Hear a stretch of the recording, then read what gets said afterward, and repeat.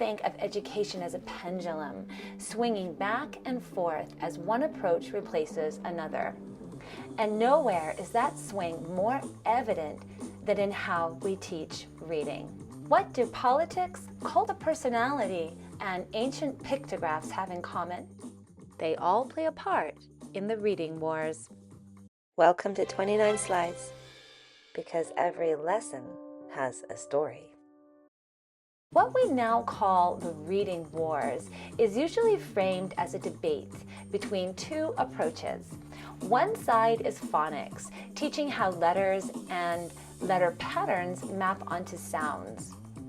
On the other side is whole language, later rebranded as balanced literacy, the idea that reading develops through exposure to meaningful text, emphasizing storytelling, context, and a love of reading. At its core, the reading wars asks a simple question. Do children learn to read from parts to whole, or from whole to parts? Children learn to speak simply by being surrounded by language, but reading has always had to be taught. Humans have been using spoken language for at least 100 to 200,000 years.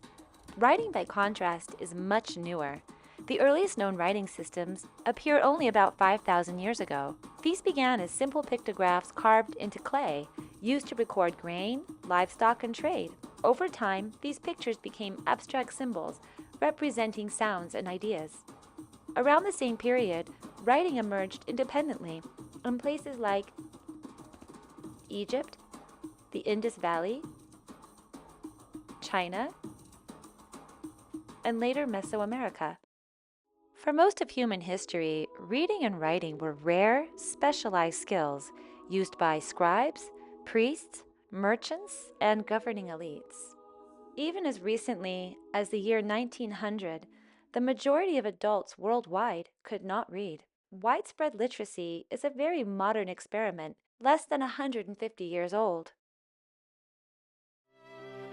It was during the 18th and 19th centuries when reading instruction began to be shaped by a small number of influential figures. Noah Webster, the father of the American dictionary, believed strongly in phonics and in teaching children how letters represent sounds. His 1783 spelling book shaped early reading instruction in the United States. A generation later, Horace Mann, serving as Massachusetts Secretary of Education, argued that focusing on letters and sounds too early could strip reading of meaning. He promoted teaching children to recognize whole words first. These were not small disagreements. They reflected deeper beliefs about learning, discipline, and human development. In 1955, these long simmering debates burst into the public sphere with the publication of Rudolf Fleisch's book, Why Johnny Can't Read.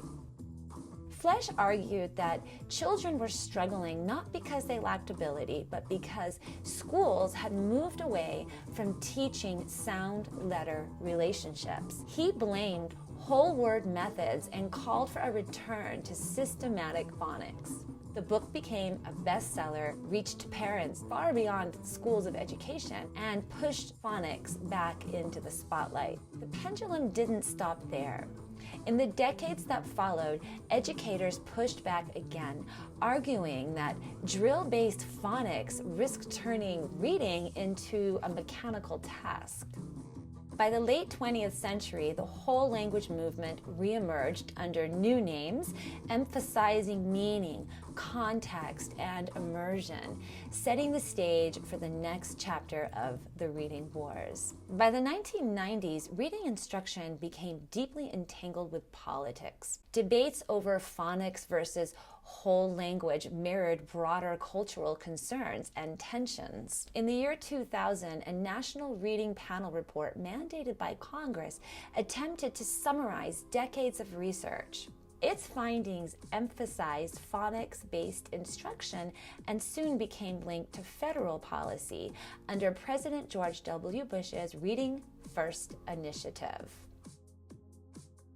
As the pendulum swung again, educators reacted against classrooms where phonics has caused literacy classes to become drill-based, disconnected from stories and meaning and, well, humanness. Phonics came to be associated not with independence, but with compliance.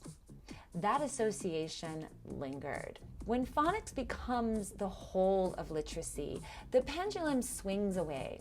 When phonics is dismissed entirely, the pendulum swings back. In the early 2010s, the state of Mississippi became one of the clearest examples of what happens when the pendulum settles. The state overhauled early reading instruction, aligning standards, curriculum, and teacher training around the science of reading. Phonics was placed at the center, but alongside vocabulary, fluency, and comprehension. Teachers received sustained training. Instruction was aligned from kindergarten through 3rd grade. Schools screened. Over time, reading outcomes improved. Mississippi's 4th grade reading scores rose faster than those of almost any other state. The media called this the Mississippi Miracle. But the educators involved say it wasn't a miracle at all. It was alignment. It was consistency. So, are we still in the reading wars? We know that phonics works best when it's tied to real language, to stories, conversations, and meaning. Children don't just need to decode words. They need reasons to want to read them. We also know more about how children read than we did a generation ago. But teaching has never been only a science. It's also an art. Good teaching lives in that tension between structure and creativity, between precision and joy. Education doesn't move in straight lines. It moves in pendulums. Really, it moves in spirals as educators assess and reassess what works, incorporating new research, revamping old ideas with new information. Because ultimately, it's about helping children build their own relationship with learning and to the written word, one that supports both understanding and enjoyment. Thank you for taking this journey with me. If you like what you learned here, please subscribe for more videos from 29 Slides, because every lesson has a story.